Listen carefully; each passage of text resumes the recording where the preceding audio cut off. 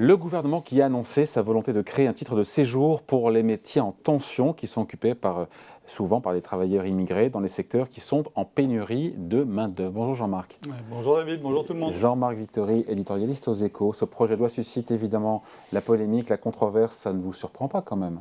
Non. C'est le contraire qui nous aura surpris. Oui, bien sûr, l'immigration est un point clivant politiquement Oui.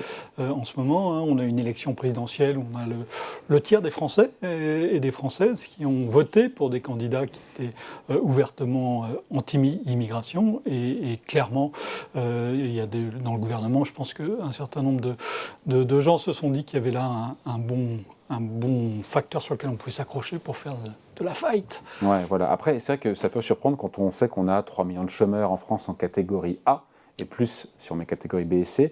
Créer des titres de séjour pour des immigrés qui occupent des métiers en tension, quand on a 3 millions de chômeurs, vous comprenez que ça puisse y avoir faire tiquer certains, non? Évidemment.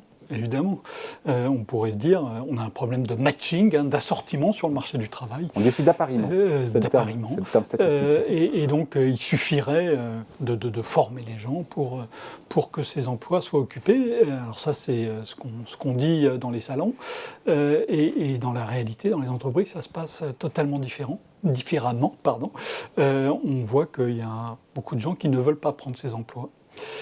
Ces emplois, qu'on les regarde d'un peu près, ces métiers en tension, c'est des emplois qui sont... 7 boîtes sur 10 disent avoir des difficultés de recrutement. Alors, elles sont où les tensions?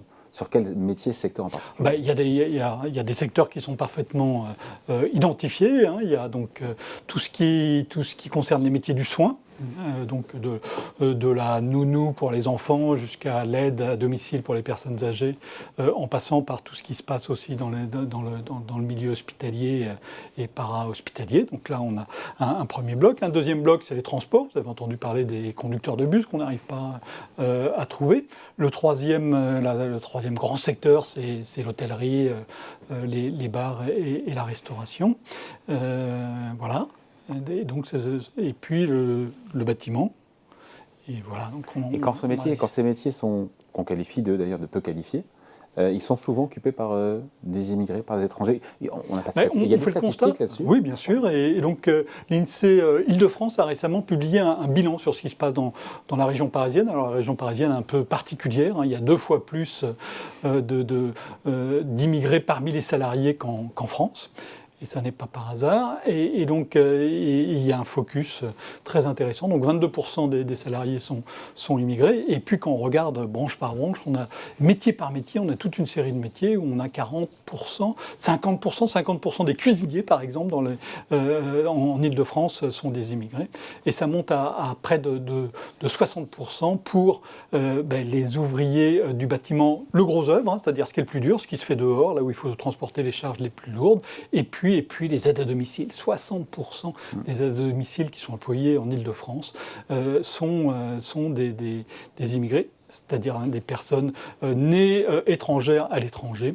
Et encore, ça c'est dans les chiffres qui sont officiels. Alors on sait que dans un certain nombre dans ces métiers, on a un certain nombre de gens qui travaillent aussi de manière illégale, sans être déclarés au noir.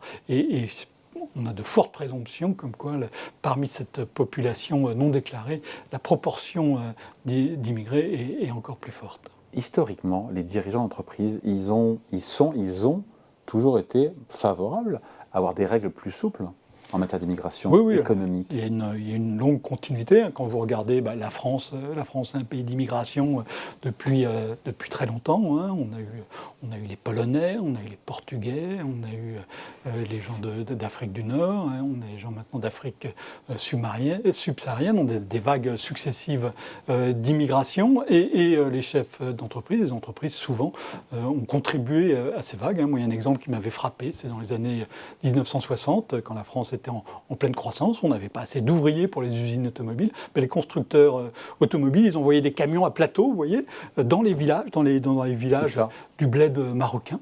Et donc les jeunes montaient sur les plateaux et ils étaient emmenés en France où ils étaient très vite régularisés à l'époque. Qu'est-ce que vous répondez et que répondre à celles et ceux qui dénoncent un appel d'air à l'immigration avec ce projet de loi du gouvernement? Il y a une forme d'hypocrisie pour vous là-dedans, hein?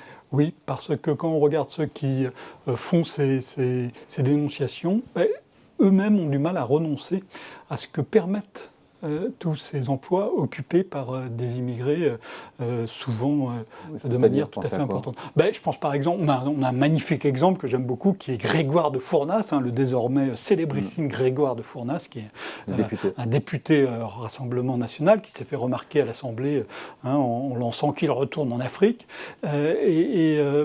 Grégoire de Fournas, il est aussi viticulteur dans le Bordelais. Sa famille a une exploitation viticole.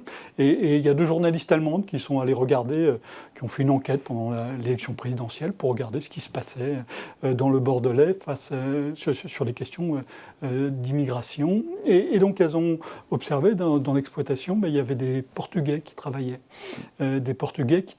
Alors que Grégoire de Fournas ne cesse de dénoncer le travail fait par les étrangers. Et il affirme, il a même dit que dans son entreprise, les travailleurs étaient uniquement la main-d'œuvre locale.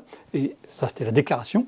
Et dans la réalité, c'était l'inverse. Alors, interrogé sur ce fait, il a d'abord commencé par expliquer qu'en fait, c'était pas lui qui était le patron, c'était dans sa famille, c'était pas lui. Et puis, il a eu cette phrase extraordinaire qu'il a dit « De toute façon, on ne trouve pas de Français pour faire ça ». Et donc, vous voyez, même quelqu'un qui a été ensuite élu au Rassemblement National, qui a un discours très anti-immigration, dans sa pratique quotidienne, pour des métiers qui sont des métiers difficiles, eh bien, qu'est-ce qu'il fait ? Il recrute ce qu'il trouve. Donc l'hypocrisie, c'est dénoncer encore une fois cette immigration subie, massive, et en même temps ne pas accepter ou s'en servir parce qu'au quotidien, ça arrange mieux d'avoir une nounou, ça arrange bien. C'est ça l'hypocrisie ? Bien sûr. Il y a d'un côté le discours, ce qu'on affiche, et de l'autre la pratique qui est totalement différente. Et la pratique est totalement différente parce que sinon, il n'y a pas de solution. Les raisins de M. de Fournas, s'il n'y avait pas eu les Portugais, il n'y aurait eu personne pour les ramasser. Ou les vignes pour les couper. Dans la vigne, il y a 2 travaux qui sont particulièrement difficiles. Il y a premièrement la vendange et deuxièmement couper la vigne. Ça se fait en hiver, il fait froid, c'est dur. Et donc, c'est ces 2 tâches-là pour lesquelles, qu'est-ce qu'on trouve ? On trouve beaucoup d'étrangers. Et si on n'a pas ces étrangers, les fruits, ils pourrissent sur les arbres. On a vu ça régulièrement et on voit ça donc en France. C'est quelque chose c'est un problème, une question qu'on voit en France, mais qu'on voit aussi dans pratiquement tous les pays avancés. Au Royaume-Uni, par exemple, au Brexit, après le Brexit, une des dimensions du Brexit, c'est qu'il faut fermer le pays. Il faut fermer le pays aux étrangers. Les hôpitaux ont eu des gros problèmes. Et donc là, il y a tout un débat actuellement au Royaume-Uni pour réouvrir les frontières plus largement aux travailleurs immigrés. Et les sondages montrent que les Britanniques sont tout à fait favorables. On a eu la même chose aux États-Unis avec Donald Trump. On a eu la même chose aussi dans des pays qui sont qui sont dirigés par des gouvernants qui ont des positions assez hostiles à l'immigration et qui se sont rendus compte pendant les périodes de confinement que ça crée de graves problèmes. Je pense par exemple à la Hongrie. Qui a Viktor Orban, qui a un discours très nationaliste, dans la pratique quotidienne du fonctionnement du pays, il s'est rendu compte que quand il n'y avait plus d'immigrés, ça bloquait.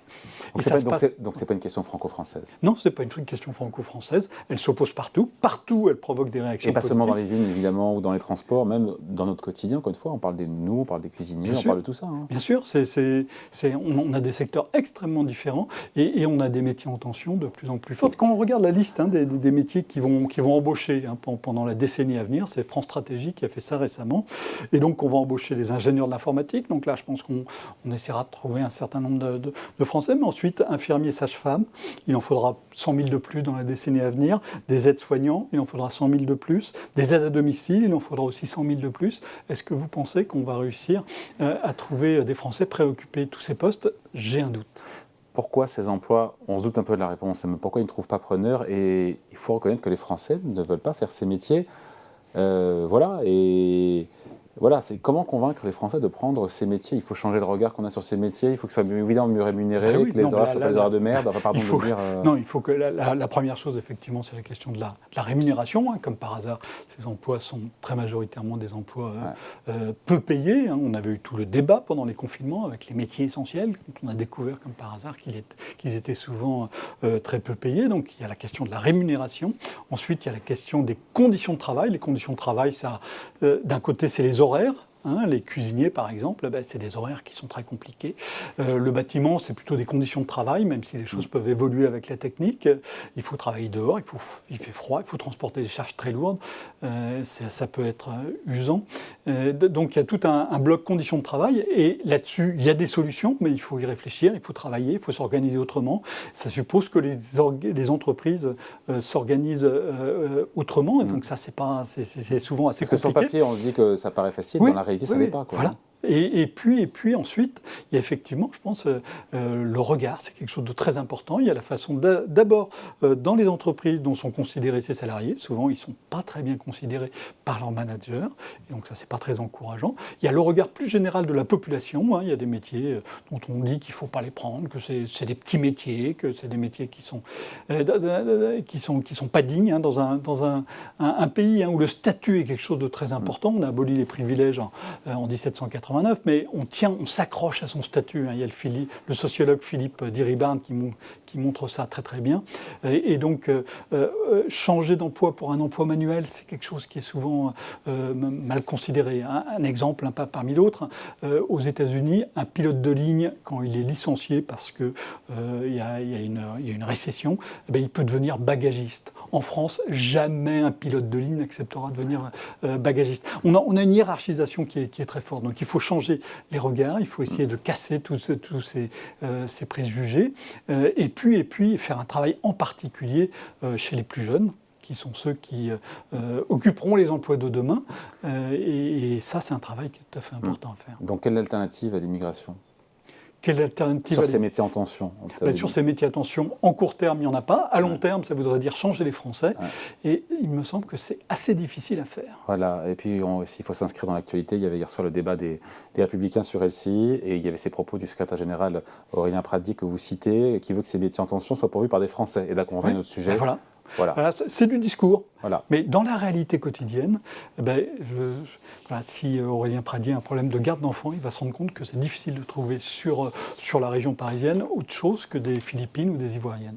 Voilà, merci. Billet d'humeur, chronique à lire évidemment aujourd'hui dans Les Échos, signé Jean-Marc Vittori. Merci Jean-Marc. Merci à vous. Salut.